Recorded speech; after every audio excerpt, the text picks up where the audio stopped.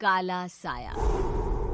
यूं तो बनारस घाट अपनी खूबसूरती के लिए बहुत प्रचलित है, पर घाट के किनारे कई राज लिए बैठे हैं। ये कहानी शुरू होती है बनारस के घाट के पास बने ममता निवास से, जहाँ प्रिया लाल जोड़े में ममता के घर उसकी बहू बनकर आती है। आओ आओ बहू, घर को अपने पैरों से पवित्र करो। ममता घर की दहलीज पार कर ही रही होती है कि अचानक एक बहुत गंदी सी बास पूरे घर में फैल जाती है।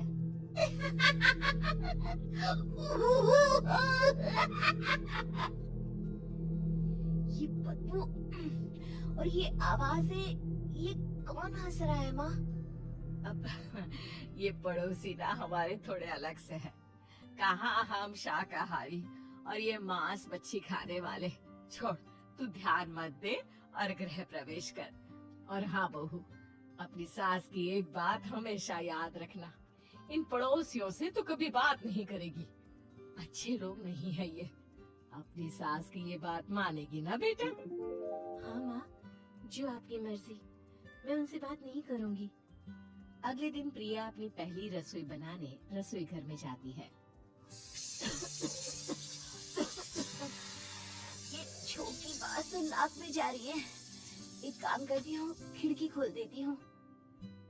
प्रिया खिड़की खोलने जाती है। इतने जाले, लगता है इस खिड़की को कभी खोला ही नहीं गया। पर ऐसा क्यों? ओह, नॉन वेज की स्मेल आती होगी ना। 2 मिनट के लिए खोल लेती हूँ, फिर बंद कर दूंगी। प्रिया खिड़की खोलती है। खिड़की खोलते ही उसकी नजर सामने वाले घर की खिड़की पर पड़ती है, जहाँ एक लड़की खड़ी होती है।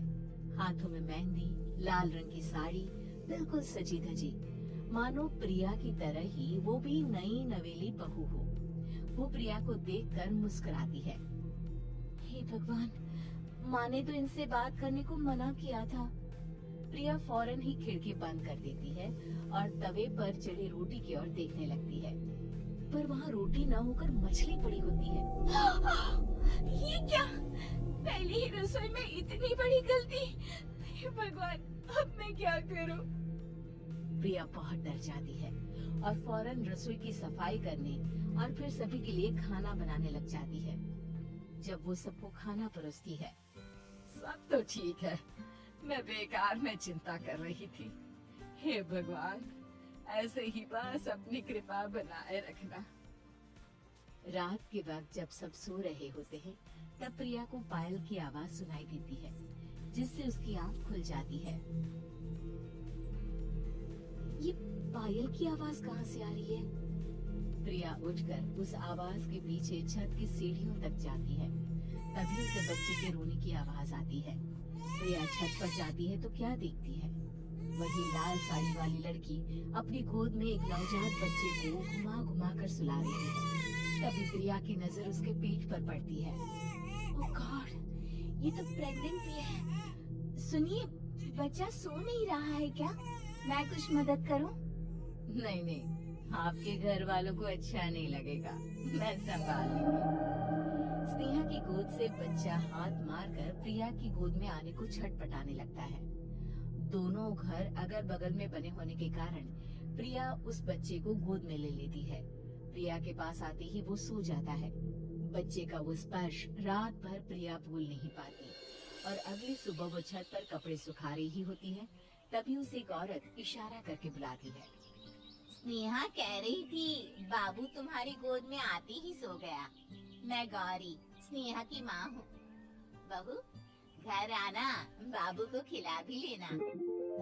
शाम को जब घर पर कोई नहीं रहता, बच्चे से मिलने के लिए प्रिया छिपकर अपनी पड़ोसन के घर चली जाती है और कुछ देर बच्चे को खिलाकर वापस लौट आती है। इसके कुछ दिन बाद ही प्रिया को पता चलता है कि वो माँ बनने वाली है।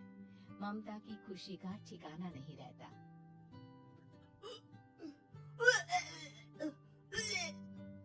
माँ जी, पता नहीं क्यों उल्टी आ रही है।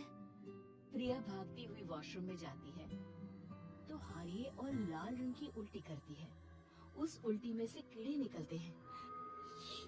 ये क्या? खून और ये कीड़े! माँ! माँ! प्रिया की आवाज आवाज सुनकर ममता दौड़कर आती है, पर बेसिन में कुछ नहीं होता। प्रिया हक्की बक्की रह जाती है। ये सब क्या हो रहा है? प्रिया घबरा जाती है और अपने कमरे में जाकर सो जाती है। डर के कारण वो इतनी थक जाती है कि उसकी आंख लग जाती है। तब उसे ऐसा लगता है उसके पेट पर मानो कोई बैठा हुआ हो। कौन हो? प्रिया के पेट पर एक 5 महीने की बच्ची बैठी हुई थी, जो बुरी तरह जली हुई थी। माँ, तुम ही मुझे लाई ना अपने पेट में? मैं तुम्हारी माँ नहीं हूँ। कौन हो तुम? माँ, देखो मैं जल गई बुरी तरह से। 6 महीने पेट में रहने को भी मुझे नहीं मिला। जला दो ना माँ। बचाओ! बचाओ! माँ! ममता दौड़कर कमरे में आती है। प्रिया की बातें सुनकर वो सब समझ जाती है। तू कहीं बगल वाले घर में तो नहीं जाकर आई ना बहू? मुझे माफ कर दो, मैं गई थी माँ। उस घर में सब मरे हुए हैं बहू। कई साल पहले स्नेहा उस घर में बहू बनकर आई थी। कुछ ही दिन में वो एक बच्चे को जन्म देने वाली थी। पूरा घर बच्चे के आने की खुशी में खोया था। एक दिन अचानक उस घर में आग लग गई। सब बुरी तरह जलकर मर गए। गौरी आज भी दादी बनने का इंतजार कर रही है और इसीलिए स्नेहा ने अपना अजन्मा बच्चा तुम्हारी कोख में डाल दिया। ममता ये कह रही होती कि पीछे से उसके पैरों को एक बच्चा पकड़ लेता है। दादी, दादी। माँ, स्नेहा की गोद में यही बच्चा था। ये बच्चा कौन है फिर? तेरी मौत है। तेरी भी दादी। जिस चीज का ममता को डर था वही हो गया। ममता निवास के ऊपर मौत ने चादर बिछा दी थी। प्रिया का पेट ऐसे बढ़ जाता है मानो 9 महीने का हो। 2 हाथ उसके पेट से बाहर निकलते हैं।